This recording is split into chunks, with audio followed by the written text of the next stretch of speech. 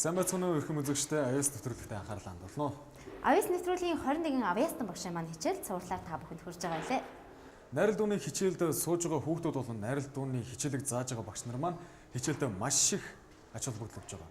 Ингээд үзэгч та бүхэн найрал дууныхаа хичээлд анхаарлаа хандуулна. Хүүхдүүд маань хичээлдээ хэрхэн шамдан суралцж байгаа. Хамгийн баргил хоолоноос хамгийн цээл хоолоо хүртэл хэрхэн гаргаж байгаа талаар та бүхэн энэхүү хичээлээс олж үзэх болно. Найрал дуу гэдэг маань нөгөө олуулаа гэсэн утгатай үг тийм ээ. За өвчлөө яг хоор гэсэн. Хоор гэдэг маань олуулаа цуглаан гэсэн үгнээс гаралтай тийм ээ. За тэгээд зэрэг найрал дуу маань хоолойны хувьд дөрвөн хэсэг хуваадаг. За дөрвөн хоолойныхын дууралтын байдлаар дөрвөн хэсэг: сопрано, альт, тенор, баси.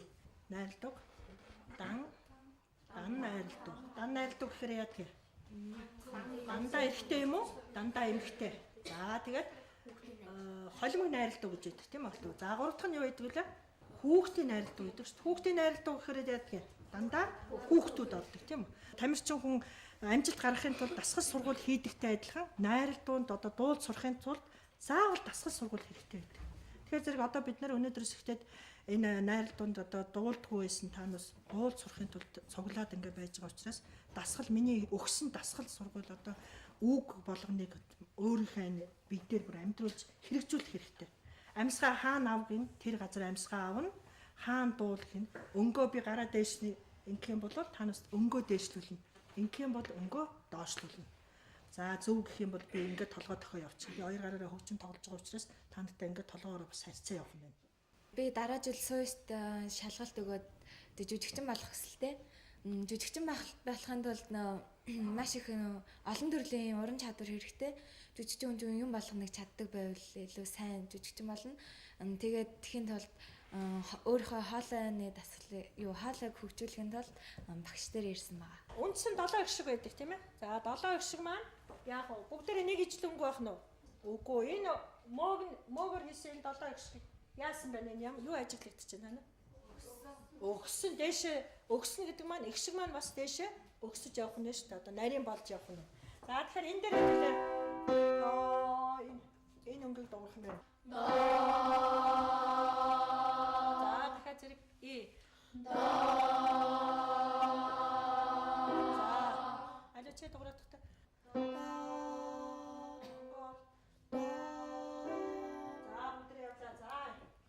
Хүүхдийн авьяасыг нэн илрүүлэхэд гэр бүл эцэг эхийн оролцоо ямар чухал үүрэг гүйцэтгэдэг болохыг энх цэцэг багшийн жишээнээс харж болох юм. Түүний аав цэргийн хүн байсан ч урлагт их сонирхолтой учраас хүүхдүүддээ багаас нь хөгжмийн боловсрал олгож эхэлжээ. 12 хүүхдийг удирдан чиглүүлж өвдөгч хүмүүжилтэй болоход урлагийн нөлөө их гэж үзсэн учраас тэр үзээ. Ямар тач 12 ах дүүс хөгжмөө тоглохын тулд орой бүр шагналдаж өөр хоорондоо хөгжмөө булаацалтаж өссөн гин. Бүр сүлдээ аавынхаа удирдлаганд ор концерт зохион байгуулж албан байгууллага айл өрхөөр хүртэл тоглолт хийдэг байсан.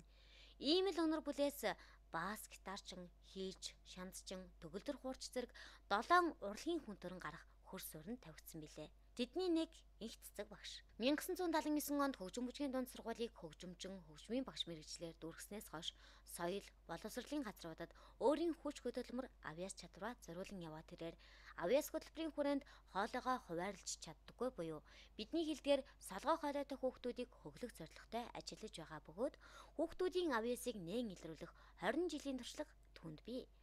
1992 онд Чингэлтэй дүүргийн Ататүркийн нэрэмжит 5 дугаар бүрэн дунд сургуулийн 60 хүүхдээс бүрдсэн Жавхан амтлагийг анх байгуулсан цагаас хойш 8, 9, 10, 11-р ангиудын 3000 гаруй сурагчдыг 3-аас 4 хоолой салгах ур чадварт сургажээ. Монголын найрал дууны салбарт данстай энэ хамтлаг мэргэжлийн уран бүтээлчдэд ч өндрөөр үнэлэгдэж Улаанбаатар хотын 360 жилийн баярын концертанд насан буянгийн хөгжим Улаанбаатар минь гоёхноо 2001 онд Монгол улсын гавьяа жүжигчин Ариунаатай Нарны хаан хүүхэд, Хуурд хамтлаг болон Монгол улсын гавьяа жүжигчин Жаргал сайхан, Саран туяа нартай хамтран хамаг Монгол дуу зэрэг уран бүтээлүүдийг хамтран бүтээж байсан юм.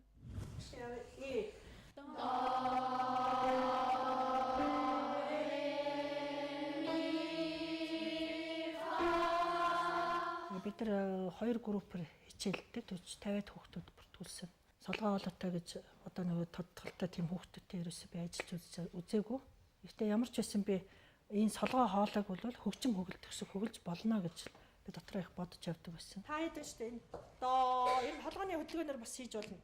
До ре ми фа ялангуяа энэ өнгөө олж чадахгүй байгаа хүүхдүүд анхаар заа энэ толгойн хөдөлгөөн чинь бас энэ доороос дээшлэн. Дээшлэх тусмаа хүн ингэж дуулдаг штэ тийм ээ. За энийг хийгээд хэдүүлээ энэ сургууль хийгээд явлаа. До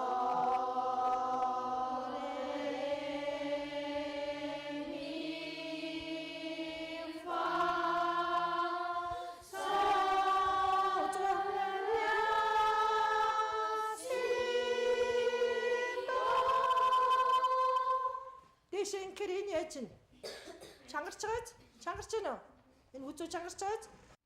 За тэгээд найрал дуун дээр ажиллахдаа бол хоолоогоор нь багийн одоо нэг ахлагч нарыг томилчдаг. Тэр хүүхдүүд тэнд надыг өөр хоолон дээр ажиллаж байхад тэр хүүхдүүд бол тэндээ өөрснөө яг юмаа заагаал өөрснөө хувийн сургууль хийгээ явж идэг. Ийм болохоор зэрэг манай хүүхдүүд бас нэг тийм хувьдаа дасгалаа хийчдэг учраас нөгөө хүүхдүүд маань дуулах чадвар бие дагаад сурчдаг.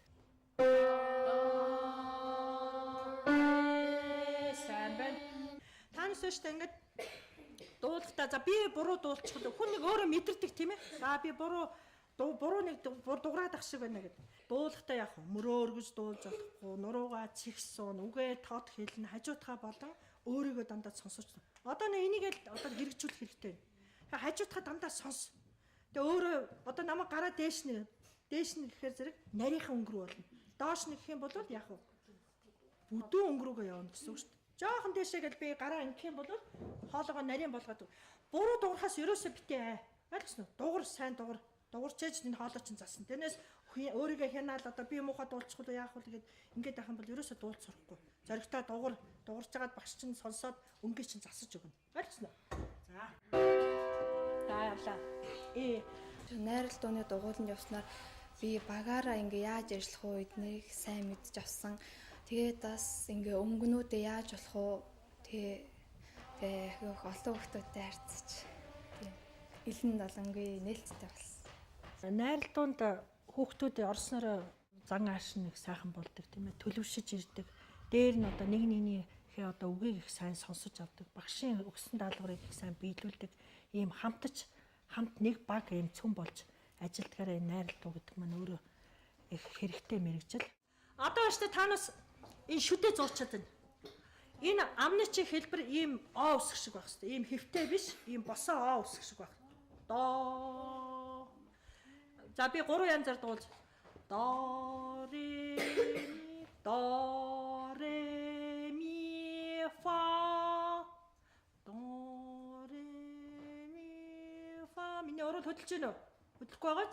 До ре ми фа хамарлага хийчихэр юм уухай гоншаа дуугардаг байна.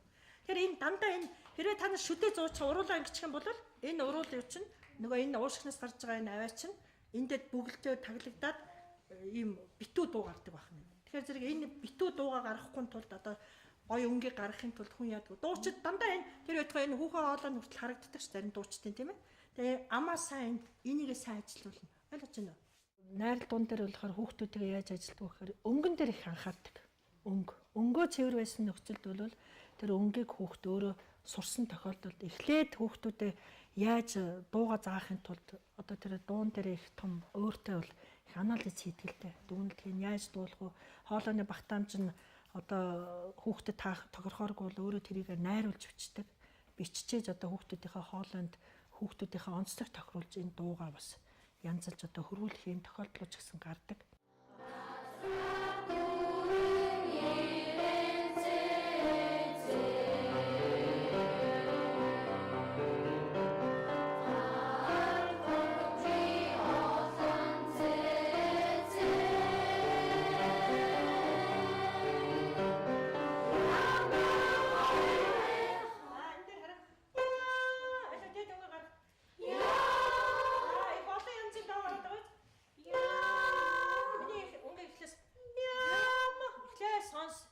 Сонсчоо дараа нь дагаж дуулна шүү дээ. Тэгэхгүй зэрэг яхад дахаар сонсохгүй. Явлаа. Ямар гэж хэлээд ах юм. Тэр өн дээрээ шууд оч. Ям гэж хаачаад байна. чигэдэж штэ. Нэг хүн шиг дуулах найралтаа гэдэг чинь угаасаа нэг хүн шиг дуулдаг. Тэгээ хүн нэг зарим нь ямар гоё вэ? Ачна. Яг нөгөө хоолойныхоо хуваарилтыг л хийж чадахгүй хүмүүс бол солгоо хоолойтой л гэж нэрлэгдэж яадаг учраас энэ маань солгоо хоолой бол засагдаж болдгийм аа гэдгийг одоо би сая аягүй сайн мэдэрлээ л дээ.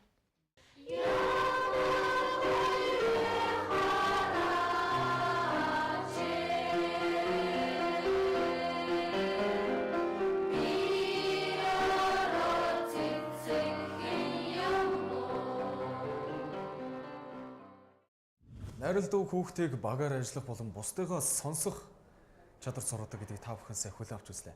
Харин одоо бүгдээрээ хамтдаа найралдуу хэдэн онд үссэн болоод анх ямар хүн найралдуу гэдэг зүйлийг гаргаж ирсэн талаар мэдээлэл хүлээн авч үзцгээе. Найралдуу бол дүүрийн гол тулгуур баг нь. Дэлхийд дахна 16 дугаар зууны сүүлчээр зохиогдсон Жакоб Пресийн Дефни дүүрийг дүүрийн урлагийн үндэс суурь хэмээн үздэг. Дефни дуурьт дүрийн бааtruуд нь дуугаар утга санаагаа илэрхийлэхээс гадна гол дүрийн дуучдаас сайхан дуулах ур чадварыг шаарддаг байсан байна. Сүүлд нь дүрийн урлагт хөгжмийн зохиолчид найралдуу, найрал хөгжим, хөгжмийн болоод дуучдын гоцлол зэрэг төрлийг нэмж дүрийг улан боловсронгуй урлаг болгон хөгжүүлжээ. Найралдуу нь дотроо олон төрөлтэй. Тэдгээрээс томоохон төрөл нь оратора буюу тэнгэрлэг дуулал юм.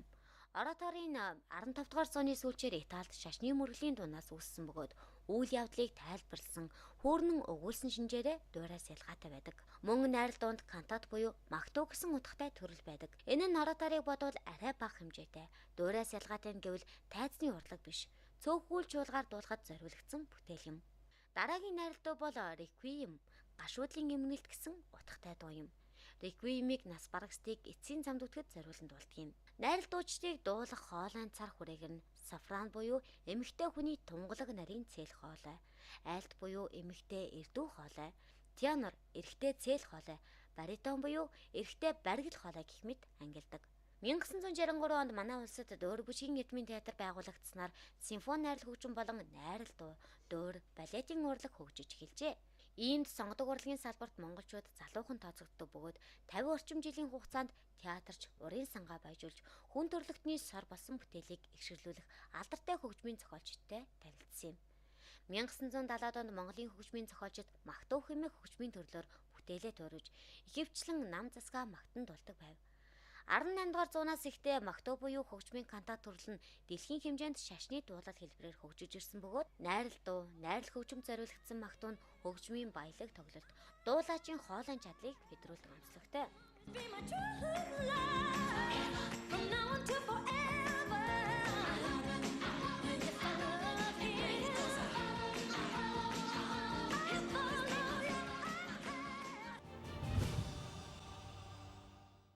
Хүүхдүүдийн маань хамгийн их сонирхон хичээлэг дуртай зүйл бол бүжиг байдаг. Тэгэхээр соёл урлагийн их сургуулийн мөнгөн цэцэг багш маань хүүхдүүдэд авьяас хөтөлбөрөөр дамжуулан бүжгийн хичээл зааж байгаа. Харин ингэхдээ Монгол ахуй болон зан заншлыг хүүхдүүдэд ойлгуулах үүднээс Монгол ардын бүжгийн хичээлийг явуулж байгаа юм. Ингээд хамтдаа хичээлэх үйл явцтай болон бүжгийн урлагийн ертөнцтэй танилцъя. Олон мянган жилийн өмнө хүн төрлөختөн ариун их ургац авах, дайн байлдаанд ялах зэрэг баяр дуул явдлыг тэмдэглэж өөрийн сэтгэлийн хөрлөө биеийн хөдөлгөөнөөр илэрхийлдэг байснаас бүжгийн урлаг үүссэн түүхтэй. Хамгийн эртний бүжиг нь байгаль дэлхийдээ дахил өргөдөг зан үйлээс үүсэлтэй ба тэрхүү зан үйлээс түүхэн бүжигч мөн үүссэн гэдэг. Түүхэн бүжиг нь шашны зан үйлийг илүүтэй шингээж хөгжлийн хой явцад улам дэлгэрэн улс орон бүрийн уламжлал, ахуй амьдралын хэв шинжээр өөрчлөгдөн хувьсаж иржээ. Харин ардын бүжиг нь энгийн амьдралын үйл хөдлөл бүрийг хүмүүст бүжгийн хэлбэрт оруулан бүжгэлдэг байснаас үүсэлтэй бөгөөд ард түмэн бүр өөр өөрийн онцлогийг харуулсан үзэл бодлыг илэрхийлсэн ардын бүжгийг бүждэг. Ардын бүжиг үндэсний бүжгийн хөдөлгөөнөөс тухайн ард түмний түүхэн үйл явдал, зан заншил, өв соёлын онцлогийг ойлгох боломжтой юм. Хүн төрөлхтний дунд бүжгийн хамгийн шилдэг элементүүдийг агуулсан нь сонгодог бүжиг. Энэ бүжиг нь 14-өөс 15 дугаар зуунд Итали улсад үүсч дэлхий дахинд тархсан төдийгүй манай улс онд ч мөн хөгжин дэлгэрсэн юм. 1950 онд хуурч Жатянгуан манай нэгдлийнхэн бүжгийн чуулбараар Монгол бүжгийн урлагийн их үндэс тавигджээ. Ардын жүжигчин Гонжиг Сумлаагуан ганх хуйг бүжгийн жүжиг 1960-аад онд зохиогдсноор сонгодог хэлбэрээ олж хөгжиж ирсэн байна. Манай улс бусад орнуудын адил бүжгийн урлагийн эртний уламжлалтай. Жишээ нь нүүдэлчин ардын дунд тогрооны, хур шувууны, харцаг бүдэн хоёрын, буг согооны, янзан хүрээ гэх мэт олон сонин бүжиг дэлгэрж бүжиж нааддаг байжээ. Монголчуудын олон үндэстэн ясны дотор бие биелгээ, цацал цаадан, хатрах, тойрон бүжиг зэрэг хэлбэрүүд одоо хүртэл уламжлагдсан ирсэн юм. Энэ нь орчин цагийн бүжгийн шин төрөл бий болох үндэс алсан. Өнөөдөр дэлхийн өнцөг болон бүрт бүжгийн олон шин урсгал төрөн гарч хүүхэд залуусын сонирхлыг татаж байна. Тухайлбал Францад үүсч дэлхийд даяараа мэддэг болсон тектоник.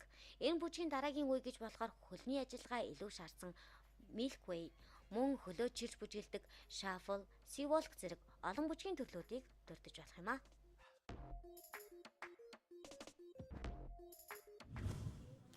Амар сайн байна уу. Тэгээд таны болон та бүхний амар амгалан айлтгаа яа гэсэн утгатай тийм үү? Анхаар явлаа. За та бүхний амар амгалан айлтгая. За боловсролын яамнаас зохион байгуулж байгаа энэ хүүхэд бүрийн авиасыг нээх аян хөтөлбөрт миний би Баянзүрх дүүргийн 21-р сургуулийг сонгосон байгаа. Хүүхэд бүрийн авиасыг нээнэ гэдэг маань би яг энэ 55 хүүхэдтэйгээ ноцлолтод байх бос. Дараа дахиад өөр хүүхдүүдээс бас авиасыг нээх хайх дотроос нь одоо юу бодож явдаг нь гаргах тийм зорилготой энэ аян хөтөлбөрт би өөрөө сонгогдоод орсон дах баяртай байгаа. Мөрөө хөдөлгөөд 7 8 2 гараараа 1 2 мөрөө доктор 3 4 5 6 мөрөө доктор 7 8. Ер нь бол ямар нэгэн хөдөлгөөний урлагаар хүүхдийг хүмүүс өдөртөө дээрэс нь хүүхдэд олгох мэдлэгийг хамгийн түрүүнд хөдөлгөөний урлагаар дамжуулж олгохдоо ахуй амьдрал дээр яг өдөр тутам хэрэглэгддэг тийм ахуй юм талаас нь эхлээд ойлгуулад дараагаар нь хөдөлгөөний орохгүй болоод асууд хөдөлгөөнөөр л ингэ мэдэх юм бол хүүхэд хөдөлгөөн авахдаа юу хийгээд байгаагаа ойлгодоггүй. Дээрэс нь ядраад сантраад замаасаа босох тийм тохиолдол байдаг. Тийм болохоор хүүхдэд анханаас нь хөдөлгөөнийхөө утга, агуулга, юу өгүүлэх гээд байгаа юм бэ гэдгийг нь сайн тайлбарлаад өгөх юм бол өөрөө аяндаа хүүхэд дуртай сонирхолтой болоод хүүхэд болгон дуулах, бүсэглэх, хөгжимдөх дуртай тэр дотроо бүсгийн хөдөлгөөнийг хийх дуртай хүүхэд нь арай илүү давуу талтай юм уу даа гэж харагдсан. 7 8. Монгол Улсын соёлын тэргүүний ажилтан Мөнгөн Цэцэг багш үйлзүр бүжиг хийдэг ээжийнхээ авиасыг өглөн төржээ. Баг байхад нь эслэн дээр тоглуулахад хөдөө чихэндээ хүргэдэг их уян хүүхэд байсан гин. 3 наснаасаа нугарч эхэлсэн түүнийг хүмүүрл уран нуграач болно хэмээн боддог байж. Гэтэл цонхны давсан дээр гарч дуудуулж бүжиг бүжгэлдэг сэргэлэн цаваахан нэг л өдөр байшингийн дөрөн давхраас унаад бидээ маш хүнд бэртэл авсан байна. Баггүй хугацаанд өвчнөдөө шаналсны эцэст хөл дээрээ боссны дараа байнгын хөдөлгөөнтэй байхыг эмчнэр зөвлөсний учир аав ээж нь бүжгийн дугуйланд дэвсүүлжээ. Бүжгийн дугуйланд явах болсон нь ганцхан аав ээжийнх нь охиныхоо эрүүл мэндийг бодсон шийдвэр байсангүй. Өөрийнх нь хүсэл сонирхолч мөн нөлөөлсөн гин. Сургуулаа төгсөж мэрэгжил сонгох үедээ Монголын анхны хөлбөмбөгийн спортын мастер аавынхаа зөвлснөөр спортын хүн болох уу? Эсвэл анхны малын гавьяа дэмж эмээгийнхээ мэрэгжлийг өвлөх үү гэдэг сонголтын өмнө тулж ирээд өөрийн хүсэл мөрөөдөлтөд хөтлөгдөн бүжигчин болохоор шийдэж тухайн үеийн соёл гэгэрлийн дунд сургуулийн бүжиг тэглээжийн ангид урлагаар орсон юм. Ингэж л Монголын бүжгийн урлагт жинтэй хувь нэмэр оруулж буй Мөнгөн Цэцэг багш бүжгийн урлагт хөл тавьсан юм. Түүний тэглэсэн бүжгүүд томоохон тэмцээн уралдаанд олон удаа байр эзэлж байсны нэгэн жишээ бол 2012 онд ЮНЕСКОгийн нэрэмжит дэлхийн бүжгийн зөвлөлөөс зохион байгуулсан Евразийн бүжиг тэглээчдийн 7 дугаар уралдааны хүүхдийн бүжгийн төрөлд 4 дугаар байр, орчин үеийн бүжгийн төрөлд 3 дугаар байр, ардын бүжгийн төрөлд 2 дугаар байр эзэлж байсан. Амьдралын сонголт хэмээх олон замын уул зур дээрч аз тутсан хүнд бэрхшээлийн өмнөж сөхрөлгүй бүжигчин болохын тулд бүхнээ зориулсан багш маань хүний сэтгэл зүйд хүртэл нөлөөж асар их хүмүүжлийг олгодог болохоор нь бүжгийн урлагтаа хайртай гэсэн. Тийм ч учраас өөрийн шавнартаа бүжгээр дамжуулан хүнд байх ёстой бүхий л сайн сайхан чанаруудыг эзэмшүүлэхийг зорддог. Үсээ самны яг амьдрал дээр үсээ самнахдаа яадаг вүлээ алийг харуул та. Зүгээр ингээд самнадаг тийм үү? За одоо урлагийн аргаар. Уран сайхны аргаар оруулаад үсээ самнахад явлаа. 1 2 самнаад илээд дахиад үсээ самнаад илээд үсээ самнаад иллээ. Одоо илсэн самнсан үсээ сүлжлээ. 3 4 1 2 3 4 авлаа. Хайлаа. Тэднээс асуухад ер нь ирээдүйд яг бүсгсэн болохтой гол нь хөдөлгөөний эвсэлтэй болох, хөдөлгөөнөөр ингээд дамжуулаад ямар нэгэн үйлдэлийг хийх. Тэр утгаараа би ийм сурмаар нэгэд саналаа өгсөн хүүхдүүдийн дотроос би Монгол бүзэг сурмаар байна. Би биелгээ сурмаар байна. Морины, ном сумны, одоо Монгол ахуйн амьдралтай холбоотой тийм хөдөлгөөнд сурмаар байна гэсэн хүүхдүүдийн тоо их байсан. Яагаад энэ хөдөлгөөн заавал ингэж хийгээд байгаа? Яагаад заавал мөрөө хөдөлгөөд байгаа? Яагаад би нэг дороо ингэж хөдлөх гараа би ингэж ёстой юм бэ гэд асуудаг. Хүүхдүүд маань нэлээд сүлөөтэй, одоо бүр нээлттэй, тийм сайхан болцсон байна. Тэгээд өөрсөнд нь таалагдахгүй хөдөлгөөн байх юм бол багшаа би нэг ингэж хийж болох уу? Тэгээд хийж болох уу гэсэн бас нэг өөрсдийнх нь тийм нэг хөөрхөн санаа байдаг. Ингээ бодохоор өнөөдөр хүүхдүүдтэй ажиллахад бас их ойр болцсон байна. Тэдэнтэй бас ингээд хамаагүй ингээд сайхан ярихад нээлттэй болцсон юм байна. Надаас асуухгүй юм алгана. Тэгээд утас аарс асууж байна. Миний имэйл хаягийг аваад түүгээрээс холбогдож байна. Багшаа би Америкийн тийм нэг үсгийн хамтлагийг сонирхож байна одоо. Гэтэл эдгээр яг манай нэг морины хөдөлгөөнтэй адилхан ийм хийгээд байна. Би яг тэр энийг сурмаар байна гэдэг дараагийн дугуйтан дээр аваад ирдэг. Надад харуулдаг утаснаасаа. Энэ бүгдээс ингээ харахад хүүхдүүдийн сонирхол бас нэлээд өргөн болцсон байна. Яг энэ дугуйлангийн хүүхдүүд маань ахуйн амьдрал дээр үнээгээ яаж саах вэ? Сүүгээ яаж самрах вэ? Тийм ээ? Ноос яаж илтгэдгийг, яаж одоо нөгөө дээс томдгийг, бугуулаа яаж ороодгийг гэдгийг бол мэдэхгүй. Магадгүй зургатаар нэг хальт харсныг тоосох юм бол тэд баг мэдэхгүй. Тэгвэл амьдрал дээр яг ийм байдаг. Яг уран сайхны аргаар ороод тайзан дээр амьдруулахад хөдөлгөөний уралд оруулахад ийм болдгиймаа гэд мөр, гар, их бие, суулт, хөлтөө, толгойтой, нүдтэй нь хийлгэхээр эдэнд их сонирхолтой байна л да. Амьдрал дээр байгаа ахуй юмнуудаа мэдээд байгаа юм. Хөдөө орон нутагт. Түүнийгээ яг уран сайхны аргаар оруулахад ямар байх вэ гэдгийг мэдэхгүй байгаа юм. Тэгэхээр манай салбарын бүсэг дэглээс нар, бүсгийн багш нарын хамгийн анхаарах гол юм бол бүх юмаа дор нь тайлбарл. Үндэстэн угсаатан болгон өөр мөргөлтэй, өөр намтай, өөр цасал, өөр зороо морины явдалтай, тийм ээ? Их олон биелгэнтэй. Энэ биелгэнүүд нь бүгдээрээ ямар нэгэн юм тодорхой утга агуулсан байдаг. Бүсгийн багш нар, дэглээс нар энэ дээр бол хатуу анхаарах хэрэгтэй юм байна. Магадгүй боловсролын яамнаас дараагийн төсөлд ийм саналуудыг оруулахад байх л да. Тухайлбал манай Монгол морины явдал бол ерөөсөө биелгэн дээр мөрөөрөө илэрхийлэгдэнэ. Бид нар гэр дотор амьдардаг, тийм ээ? Тэр одоо морины хөлний явдлыг мөрөөр илэрхийлнэ. Тэгэхэд дөрвөдүүд сугсралт хийдэг байхад баядууд ингэж илэрхийлнэ. Оранхасууд морины явдлыг солбох маягаар илэрхийлнэ. Нидерланд, Ирландууд, Канадад морины явдлыг нөгөө гой кабой гутлаа өмсөд, тийм ээ? Гутлаар хөлний товсолтод маягаар орны хөлийг илэрхийлнэ.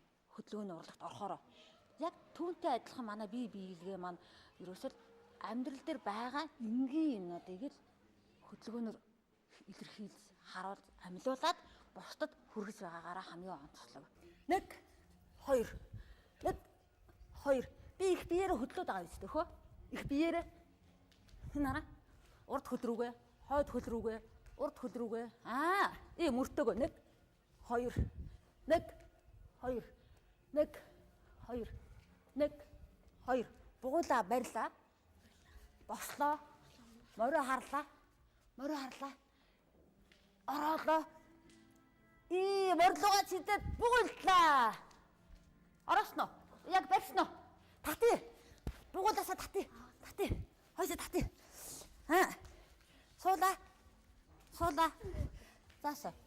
За ингэж бугуулыг ороогоод морио бугуулдаж болох нь тийм үү? Манай ээж намайг бага ах тэр цэцэрлэг мэцэрлэгийнхээ тэмцээнд бол сайн бүжгэлж ин гэдэг бас. Том болоод нөгөө дуулж бүжиглэх тийм өрөөдөлтэй. Би өөрөө бүжигчин болохыг хүсдэг. Би тэгээд бүжигчин болохын тулд их хичээж мэрих хэрэгтэй. За өөр зохион бүтээгч болохыг хүсдэг. Тэгээ эрүүл байхын тулд бүжигэнд явсан. Би бас өмнө бас мотивашн дууланд явж байсан. Тэгээд мотивашн дуулангаа жоо хаяад тэгээ хоцож мөсөжсэн чи болилцоохгүй. Тэгээд би одоогоор л энийг сурж ин. Гэтэ бодол бисээ өөрөөсөө мэдэхгүй байгаа гэж өөрийгөө боддог. Би авьяасаа мэдэхгүй аав чи өөр олон дугууланд явж авьяасаа мэдхийн тулд тэгчээнэ. Гой бүжиглдэг тайзны урд гараад ерөөсөө тэгж бие барьдаг хүн болохыг хүсдэг. За үйлсүр. Энэ бол халах намын хамгийн гол. Гарыг хараад үйлүүлээд. Одоо нөгөө руугаа 1 2 3 4. За энэ үйл зур маань юу гэдэг хийж байгаа юм бол яагаад ингэж гэдэг юм бол Тэр ингээд хөө арсан чи ингээд хөдлөөд. болон олон урсгал байж болно. Бас зэрэглээ манан байж болно. Тийм ээ? Хөдлөөд идэг. За тэр бүгдийг илэрхийлээд халах хүндэстэнгийн эмэгтэйсүүд нь үйл зүрэг хийдэг байна шүү дээ. 1 2 бүтэн улаар нь тавих нь бүгдээ. 1 улаар нь тавилаа. 4 5 1 2 3 4. Ингээ одоо удаа сайхан дивээд алхасныхаа дараа яах нь вэ? 1 2 3 4. Бид нэг сургуульд байхад ангийн багш маань бүх дугуйлангуудаар явуулдаг байсан бүгдийн тоортны дугуйлан гэж байлаа. Хоол хийх дугуйлан, бөмбөрийн дугуйлан гэж. Тэр бүгдээс явхад тухайн ангийн хүүхдүүд дуртай юмаа сонгоод авах байхгүй юу? Тийм болохоор бүтэн 3 жил дуртай шашин дургүй шашин бүзгийн дугуйланд явуулаад ах юм бол тэр иргэдэгүүд байх болов. Магадгүй энэ жил бүзгийн дугуйланд явуулаад дараа жил нь дууны дугуйланд, дараа жил нь теннисний дугуйланд явуулах юм бол нөгөө хүүхдсээ өөрөө аль нь дуртай байгаа дараа тухайн үедээ ойлгоно. Тийм болохоор авьяас бүх хүнд байгаа. За сумаа аваад номондаа хийгээд одоо хараа сумаа татлаа. За ингээд татхад одоо яд гараа тавих хэрэгтэй үлээ. Сумаа тавих, баруун гараа тавих тийм үү? Ингэж гараа тавихгүй шүү дээ. Эндээ тавь. Сумаа хойноос авлаа. Номондаа хийлээ. Татлаа хөвсөн шаан татаараа. Гүд тэгэхээр сумаа тавьчихлаа шүү дээ. Энэ гараас нь тавих юм бол номсон өмнө нь шүү дээ. Тэгэхээр энэ атгаатай хэвээр яах юм тавихгүй тийм ээ? Номондаа хийлээ. Татлаа. Сайн татаараа. Одоо онох гэсэн юм хараараа. Би эзэмтэн доктор болохыг хүсдэг. Эзэмтэн доктор болохын тулд цэвэр нь ямбаа явах хэрэгтэй. Тэгээ би хичээл ном энэ бүжиг бүх юмдаа шамдаж ажиллавал миний мөрөөдөл биелнэ. Надад зааж өгсөн энэ мөнгөө багш бүх багш нартаа баярлалаа гэж хэлмээр байна. Бид нэр таны итгэлийг алдахгүй тий улам цааш нь хичээгээд бүжиглэх болно. Бид нар та нарынхаа ачаар зөндөө их юм сурж мэдээж авж гин. Та нартай маш их баярлалаа. Итгэлийг чинь алдахгүй зөндөө их хичээх болно. Би бүжигчин болохыг хүсдэг. Тэгээд том болоод сайн бүжигчин болж өөрөө бүжиг зохиож аюулсаа хөгжүүлээд бие гоё болохыг хүсдэг. Тэгээд манай сургуулийг сонгосон мөнгө агштай баярлалаа гэж хэллээ.